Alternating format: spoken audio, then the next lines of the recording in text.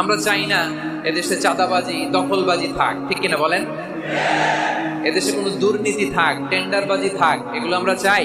এবং আমরা দেখেছি ক্ষমতার পালাবদল যখন হয়, এক সরকার যায় আরেক সরকার আসে, তখন দুর্নীতির ফিরিস্তি আমরা জানতে পারি, এর আগে জানতে পারি না। প্রতিটা দলের ভেতরই আমরা এই বাজে চর্চাটা দেখেছি। তো এখন আমাদেরকে শুধরে নেওয়ার সময় এসেছে। এটা এই সুন্দর সময়, নতুন প্রভাতের বাংলাদেশ, নতুন ভোরের বাংলাদেশ। এই সময় আমরা কাদা ছোড়াছুড়ি যেন না করি। আমাদের শপথ নেওয়ার সময় এসেছে। প্রতিটি দল, নিবন্ধিত 48টি সবগুলো দলের এখন শপথ নেওয়া উচিত যে আমরা কোনোদিন আর চাঁদাবাজি করব না, টেন্ডারবাজি করব না, দখলবাজি করব না। আমি একজন মুফাসসিরে কোরআন, আমি একজন আলেম, এর বাইরেও আমার সবচেয়ে বড় পরিচয় আম আ সিটিজেন অফ বাংলাদেশ। আমি বাংলাদেশের একজন সাধারণ নাগরিক। আমার দেশের যে কোনো সমস্যা, যে কোনো ইনকনসিস্টেন্সি, অসঙ্গতি নিয়ে মত প্রকাশের স্বাধীনতা আমার আছে না?